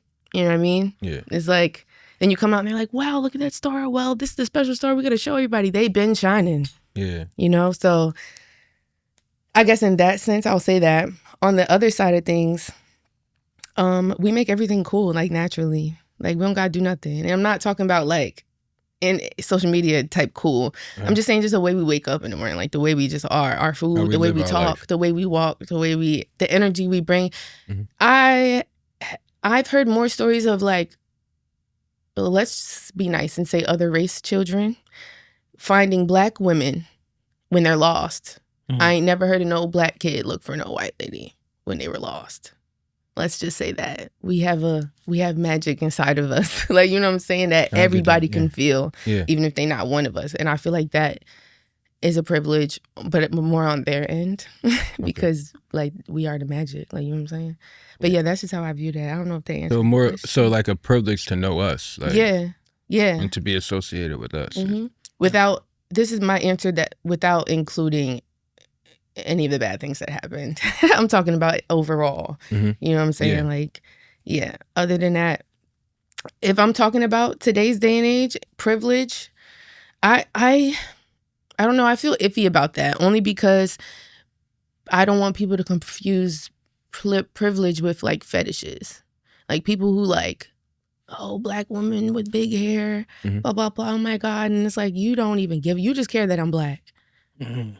And you just hype that I'm Black and you're not. So like, you know what I mean? Yeah. I don't want people to like get those two things confused. Like, you know what I'm saying? Mm-hmm. I feel like sometimes that happens and I witness it a lot and I be like, cause I'm mixed, so I can see everything. Mm-hmm. Like, you know what I'm saying? But I will say like, shit, if a Black woman woke up and her hair was in the afro and she made sure she was moisturized and she didn't put no makeup on, I just guarantee she will look a lot better than anybody else when they walk in there off the wake up, just put some lotion on. You know what I'm saying? Like we literally look all different shades, all different colors, all different sizes of everything, like different eye colors, everything, different hair textures, everything. But it's just like the way we so cool. Like you could be anything. Like we got albino people. Like, you know what I'm saying? Like we just cool as hell. We got everything. Yeah. Like to have such variety is a privilege. I guess you could say that would be a privilege, right? Mm-hmm. Yeah, I agree with that. Yeah, that's my answer. I think we awesome. I love that. So my final two questions for you as we wrap up. The first is, before we started our episode together, we talked in depth about like this feeling we had when I was first introduced to you, with Danny, and this feeling that you get sometimes when you perform that reminds you of that. To a casual viewer that's listening to that, can you just give them a little bit more of a description on what that is for you, what that feels like? What do you visualize maybe too? Yeah, let me see. Let me try. Cause it's like when I talk to people about it, they know what I'm talking about. Like y'all know what I'm talking about. When I talk to my best friend about it, he know what I'm talking about. Like people know the feeling, but it's like everybody had a period of their time, a period of their life, whether it was short-lived, long-lived at some point. Because if you have a terrible life, you're gonna notice the good moments. You know what I mean? So everybody had a period of time, regardless how long or short it was, where like they felt good as hell. They were like, yo, everything It's like like you are completely sure that everything that's happening in that moment is like supposed to be happening in that moment, but you're so sure that you're not even thinking about it. You're not thinking about yesterday. You're not thinking about what you're going to do next. Yeah. You ever been at like a festival and you don't even know who's on the stage? Like I used to go to all the Spanish festivals back in New York, all in Brooklyn and stuff all the time. Like, I'm not even Spanish, like, you know what I'm saying? But I used to be there, like, and I was just with people that I love, like my group of friends, whatever, you know, pull up 2 cars worth. Everybody make sure everybody good, everybody got food, this, that, and the third. Whoever's performing on stage, whatever. But it's not like, you're not thinking about like, the line you're gonna have to get in to walk back to the car when all of this is over. Like, you're not thinking about that, because in that moment you have everything that you need. Like, if somebody's, you know, what did they got, like the chalk guns and stuff, like throwing a chalk or whatever. Like, you're not thinking of, you went there in the outfit that you knew you was about to be in a festival, and so you're not like, oh my God, but I didn't want green on this side. Like, you're not thinking about that. You're just like, yo, this is lit. Like, that feeling but minus the thought behind it. It's just like, you're so present. You know what I'm saying? And you're so like grateful for that moment. Yeah. That's the feeling. But it seems so much deeper than when it's happening again. Like, I don't know how to describe it. Like, you ever be driving and hit every green light? Same feeling. You're not doing nothing. In fact, you're going the speed limit. This time. In fact, you're 100% definitely going the speed limit, because that's how it works. And everybody gets into traffic because everybody is retarded. But yes, you feel what I'm saying? No, it's like absolutely, that same feeling where you're just like, oh. And then you're looking at the red one, and you're like, I'm coming up, and it goes ding, and you're like, oh, let me keep going. I'm not going to change my speed. I'm not going to shoot at that point. Don't touch the radio. Don't touch the air. Everything is perfect. Just get to where you're trying to go. Everything is clicking. Everything's clicking. Everything's in place. You know what I'm saying? This puzzle is pieces put together. You feel what I'm saying? Like, it's got it under control. You don't have to do anything. A lot of people mess up things that are supposed, like fate and stuff that's supposed to be happening to them by like doing things like, just sometimes you got to go with the flow, because it's happening for you. Yeah. You know what I'm saying? Whatever it is. But that feeling, like when I get a glimpse of it now, I don't know if this came with meditation or just over time, but when I get a glimpse of it now, like I think I found a way where I can like hold on to it. I can't hold on to it forever, because, you know, I'm just here. I'm just a American, a human. You know, I got everything else wrong with me too. But I think I figured out how to, because I was able to identify it. And I'm like, yo, if anybody's ever had that feeling, like even artists or musicians, like that feeling where you was in a peak making stuff. Like, and it wasn't peak making stuff because you were inspired by this, that, and the third. It's like you're inspired by things you see with your own eyes without a screen, like, or you're in your brain when you sleep in, you wake up and you just paint and then you sell it for $30,000, whatever. Like that, the feelings you had when you were making it. Not when you sold it and you got money for it. Not like when you were making it. If you have a good feeling of the process, that feeling is the feeling that I'm trying to describe. I don't know how else to describe it, but I completely understand. It's like like your heart starts beating and shit, but it's not like you're running out of breath. It's like a good heartbeat. Yeah, it's like a high. It's like a euphoria. Yeah, musicians know. You know when you hit the note and or the engineer and they do some shit and you sitting there like, and you get goosebumps everywhere. If you could just keep those goosebumps for about an hour, you'll be surprised what you could do with that energy. Like, you know what I'm saying? But people be so quick to be like, oh my God, wow, I remember that time I'm about to call somebody and talk about it. Yeah, no. You're messing it up. Like, you're setting it real quick. Yeah, just be present. Because you, the more you can harness that energy, the more you can put it in your pocket when you need it for later. Yeah. I think exactly what you're describing, obviously, like we on the same wavelengths when it comes to that, because like I felt like that when you and a few of the artists that performed at the Weaponize Your Mind event we had at Casa Couture, it just felt like it didn't feel like a lot of work organizing it. It was like I met everybody like almost like simultaneously, like everybody was on great energy. Yep. It was just like, it was fire. It was just like, there was, and to your point, like we were just present. We were just present. We were ourselves. And I think the people who were a part of that, like truly, like you can't really, it's hard to describe, but you know how it made you feel. Yes. And I feel about them too. Like I may not know where everybody is or whatever, but I'm like, yo, like God put us together. Mm-hmm. Like that didn't happen again, and it wasn't happening down the street. Like that was like if you were there, like you were supposed to take something from that, whether you're an artist still or not. Like, you know what I'm saying? Like whoever was there, like I hope they have a piece of that. Yeah. Because everybody I've talked to that was there does. Yeah. So hopefully if I run into people throughout my life that was there back then, I'll be like, yo, you remember that? Mm-hmm. They're going to be like, man, that's the reaction I want. Where I'm like, as long as you know, we good. Like, and I hope and I know, I know that the shows that you've done in the past and the music you create and the moments you create for your audiences, they'll leave with that as well. And yeah, of course. One, again, thank you so much for coming on. And the last question I have for you, having looked back at your journey as an artist, tell us, who is Sunnie right now? You know, obviously we're always evolving, but tell us who you are. Who is Sunnie, and what have you learned about yourself? Man, well, I mentioned a lot of it during answering all my questions. I always throw a little bit of myself in there. But I would say right now, you mean in total, like everything? Well, I mean, everybody's, layered, but maybe not even just yourself as an artist, but yourself as a person. Well, technically, I've been both the whole time. I'm like Hannah Montana without the wig. Let's say it like that. So it's like I can turn it on, turn it off, but I can also turn it on and turn it off in the middle of it's supposed to be on. Like, you know what I'm saying? Like the sunny side or whatever. That sounds like it should be something, right? I heard that, yeah. But right now, I guess I could say in general, because it's really both. I'm very connected to my music as like a person.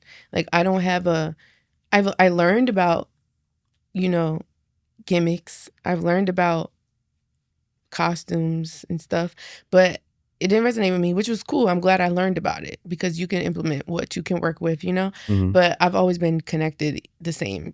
Luckily, that makes life a little bit easier. I could only imagine. I'm already crazy. I could only imagine. But if I had to like split myself, like no. But I'm definitely like, I would say off the stage or like off camera, off the stage, like me as a person, I never let my inner child go. And I think it's funny because people look at me and probably don't like see that. Like once it gets warm outside, every day until it gets cold, I wake up and while my coffee is brewing, I do cartwheels in the backyard. and I'm grown. I'm not gonna say my age on here. My birthday just passed. I don't know how I'm starting to feel about that. But like, happy belated. Thank you. But and you too, because your birthday was right before mine. But yeah, like I'll like randomly start dancing. Like I can still do, hang on monkey bars and stuff like that. Like, but I get the people around me to do that too. So me noticing, at first I didn't notice, kind of like how we was talking about before. I'm like, I can't see myself from other people's perspective. But I've had a lot of people recently, I don't know if we come into an age where we just admitting stuff to people, but like people have told me that like I keep their inner child whenever we link or whenever I'm around or whenever I make a certain joke or something, they just be like, damn, I haven't heard nobody talk like that in a long time, But it's just because I won't let nothing influence me. So all that to say, on stage, in front of the camera, because when I started working with my team or, people that I've met within the past like 6 years, I should say, and they're like, oh, you already have your branding together and everything like that. You ought to be honest. Me talking to the camera, to be honest, I just made that shit up. It just works because I was just being true to how I felt. Like I didn't make that branding. I didn't plan that. Like, you know what I'm saying? So when it came to like, oh, when you do this album or when you drop this kind of music, what kind of theme is it going to be and everything? And I'm just like, yo, my conclusion to today, this day and age right now, where we sitting here, like I'm presently in a position where I'm putting my at-home self back onto the stage. How it's so funny, I'm sitting here with y'all, how I used to do when I was in Trenton, because when I talk to people about this, there are people from Philly, so I'm like, I used to be in Trenton, blah blah. I'm basically the feeling that we are talking about, and even the energy of that show at Casa. You know what I mean? Like, it was because we didn't care. We didn't care about that. We cared about each other and about what we all could do. We didn't care about posting it. Yeah, I was Because going to say all the people that would like it are in the room. Yeah, I was going to say that there was not a lot, like, it was hard because if you look at the night, because we went back to try to find karmas and I found a couple, but it was like, yo, there was so little pictures that I even like, because Danny took some, sent them to me like years ago. Yeah, I have and all I'm of like, them. yo, we're like, but it was just like we were present. Like it wasn't a whole bunch of videos. Yeah. Like that's what makes those, if we put them all together and there's 30 pictures out of the entire everybody, you know what I mean? Out of whoever's phone to this, to that, to who took it on a regular camera. Yeah. And if there's only 30 pictures, it's like, yo, it was so good that you couldn't take your eyes off the stage. Mm-hmm. And it's like people would, I don't want to, like I'm working on events, right? I'll talk about that at the very, very end. I'm working on some events. And I was trying to decide whether I wanted people to take out their phones or not. And I'm like, we shouldn't have, it should be so good. You should come in there and be like, yo, make sure you take pictures of everything. And it should be hard. I've been places where it's hard to take my phone out. Even like, perfect example, I'm a wedding singer.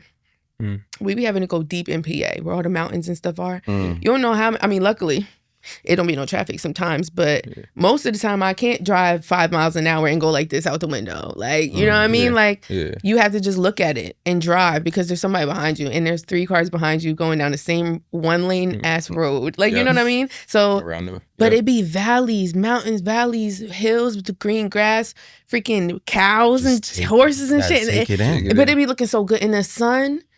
And it's like, you can't catch that on the camera or you're going to crash. So that's how people should feel at events. And it's like, yo, if you got a handle on your steering wheel, go ahead and take a picture and then put it away. When you were saying that, it made me think. I remember I went to when I was living in Harlem. I went to the Brooklyn Museum where Mos Def released his Niggas project, and it was nothing but artwork. But when you went in, you had to give your phone. You got a headset, and then he just had artwork, and you listened to the album straight through. That was literally one of the best musical experiences I've ever had because I'm gonna have to do that. Thank you, Mos. I'm gonna have to do that. Yeah, you're looking at beautiful art and you listening, and all the art that was there was, you could tell it was intentional. The art that he selected for when you were there while you were listening to the album. And yeah, like that, you had to be present. You had to be. I want to talk to you about something. So, all right, I do my Sunnie brunches, right? So if people who don't know, I make medicated honey. It's called Sunnie's Honey. Different flavors, lavender, vanilla, hot honey for your chicken and waffles, whatever. Wildflower, citrus rose, you could just eat it out the jars. And seasonally, like autumn, winter, I'll make cranberry, honey, cinnamon, apple, so on and so forth. I throw medicated brunches where I present things and allow everybody to eat at a single table and network. Sometimes it's invite only, sometimes it's open ticket sales. Because sometimes I want people to meet each other. So I'll be like, yo, I'll cook. Like, here's normal size price ticket, but like, I want you guys, I need all 10 of you to like be in the same room together, and I'll force people to eat together and they make cool stuff. So I'm turning my brunches into dinners. Okay. Within that, I'm deciding, because I cook so much and I have in my garden, in my vegetable garden, my herb garden and stuff. So I'm trying to implement a bunch of stuff that goes with more of naturally who I am. And in a dinner, I'm going to tell stories, whether it be one story per dinner, whatever. But like, I'm going to have like 4 or 5 courses. Yeah. And I want it to be small, but I want the food that they're eating to be a part of my story. And then at the end, of course, I can have people do spoken word or something in the middle. But at the end, I'm going to perform. I normally don't perform at my brunches because I'm doing everything else. And I used to, when I was doing my brunches at a hotel in Jersey, they were cooking. So I could set up the stage and stuff and perform. But at the end, I'm going to perform and it'll be like a message per thing. And then I was thinking maybe people could submit if they have a story that they want to tell, and I could make events around them. But like, it'll still be my dinner or whatever. Yeah. But yeah, it's crazy that you said, because I'm like, yo, what's about the experience and what they take away? I'm like, yo, I had to get out my head.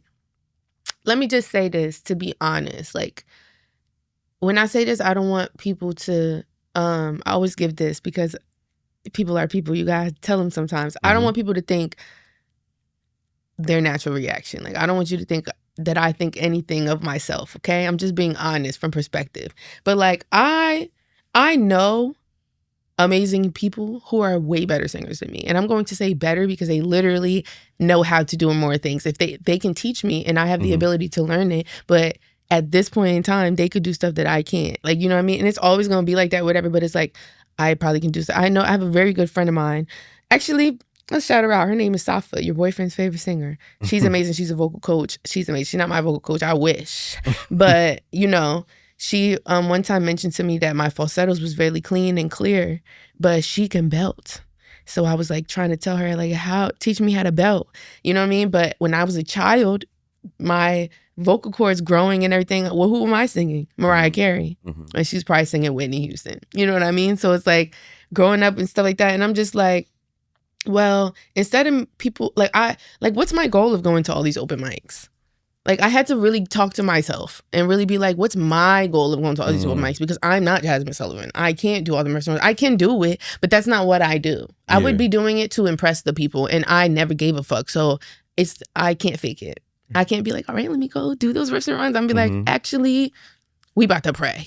Like, you know what I mean? Like, we about to do whatever I want to do at my stage, my rules. Like, you know? That's important, though. For real. Like that self-awareness. You feel me? So I decided, I was like, well, what do I think is great about what I make that's not included with a team or like anything else when it comes to my music? I'm like, yo, my lyrics and my harmonies.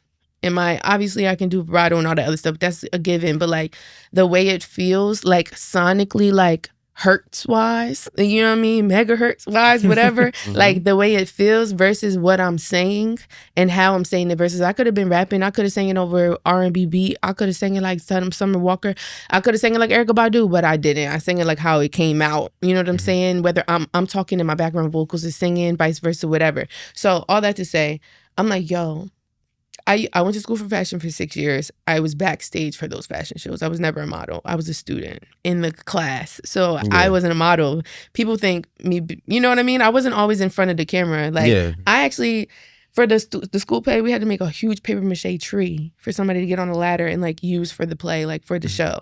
So I love being backstage too. So I'm like, yo, that's where all the, you quit college, that's where all that comes from. I'm like, yo, I'm not showcasing one thing. So I don't have to go to these open mics and shows and stuff and just go up there and sing. I'm like, if I'm going to do what I want to do, I love food. I was a server for 15 years. It was my favorite. I like food. I like serving people because no matter what, food always going to make somebody happy. Whether it's healthy food, bad for you food, this, that, the third, the smell of it, it's a mood changer. It's like aromatherapy that you can eat. So like, if I didn't have as many allergies as I did, I would have been in culinary instead of fashion. But they were like, my brother was in culinary, so I was still able to learn without being in that class. That's just a quick rundown on that. No, you're good. But you're good. I got here somehow. You know what I mean? Like, I love multifaceted. Food. Yeah, I love cooking and stuff like that. If I wasn't a singer, I would have been focused on being a chef, whether it be a celebrity chef, whatever, and been around music still, because I'm sure I would have felt it in my body still. But yeah, so I'm like, people talking about story. Oh, you know, what you gonna say on stage? Storytelling with your sets or whatever. And I'm like, you know, Lauryn Hill type shit. Oh, how many of y'all ever heard about love? Like, you know what I mean? That's not me. And I think people really, really want it to be me. And it's just not. Like, I want to go up there and be like, yo, look at this place. Like, I don't even do spoken word. Like, but I'm sure it would be so much more impactful.